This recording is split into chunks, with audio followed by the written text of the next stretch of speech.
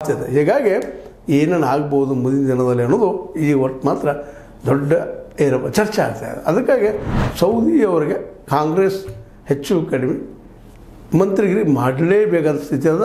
ಇದಕ್ಕೆ ನಮ್ಮ ಸತೀಶ್ ಅವರು ವಿರೋಧ ಸ್ಪಷ್ಟವಾಗಿ ವ್ಯಕ್ತಪಡಿಸ್ತಾ ಇದ್ದಾರೆ ಅನ್ನುವಂಥದ್ದು ಮಾತುಗಳಿದ್ದಾವೆ.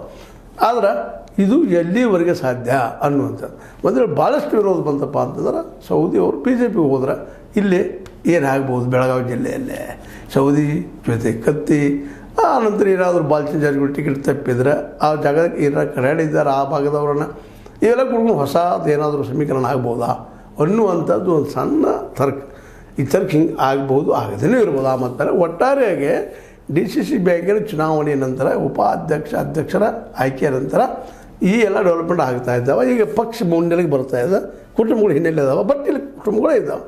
ಆದರೆ ಯಾವ ಕುಟುಂಬ ತಮಗೆ ಎಷ್ಟು ಲಾಭ ಅನ್ನೋದನ್ನು ಇನ್ನು MLA ಮತ್ತು MP ಎಲೆಕ್ಷನ್ದಲ್ಲೇ ಮತ್ತು ರಾಜ್ಯಸಭಾ ಸದಸ್ಯತ್ವ ಈಗ ಮುಗಿಲಿಗೆ ಬಂದದ್ದು ಏರನ್ನು ಅವ್ರಿಗೆ ಕಂಟಿನ್ಯೂ ಮಾಡ್ತಾರೋ ಏರನ್ನ ಕಡೆ ಅವ್ರಿಗೆ ಇಲ್ಲ ನಮ್ಮ ರಮೇಶ್ ಕತ್ತಿ ಅವ್ರಿಗೆ ಈ ರಾಜ್ಯಸಭಾ ಸದಸ್ಯರು ಕೊಡಿಸಿ ನಮ್ಮ ಜಾರಕಿಹೊಳಿ ಸಹೋದರ ಅದರಲ್ಲಿ ಮುಖ್ಯ ಭಾಷೆಯಲ್ಲಿ ಬುದ್ಧಿವಂತರಿದ್ದಾರೆ. ಮತ್ತು ಈಗ ಅವರು BJPಯಲ್ಲೂ ಒಳ್ಳೆಯ ಒಂದು ಸಂಬಂಧಗಳು ಇಟ್ಕೊಂಡಿದ್ದಾರೆ.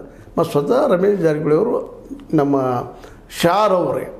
ಅಮಿತ್ ಶಾ ಅವರಿಗೆ ತಾವು ಗೆಳತನ ಬೆಳೆಸ್ಕೊಂಡು ಒಂದು ಒಳ್ಳೆಯ ಸಂಬಂಧ ಇಟ್ಕೊಂಡಿದ್ದಾರೆ. ಹೀಗಾಗಿ ತಪ್ಪಲಿಕ್ಕಿಲ್ಲ. ಆದರೂ ರಾಜಕೀಯದ ಏನು ಬೇಕಾದ ಆಗ್ಬೋದು.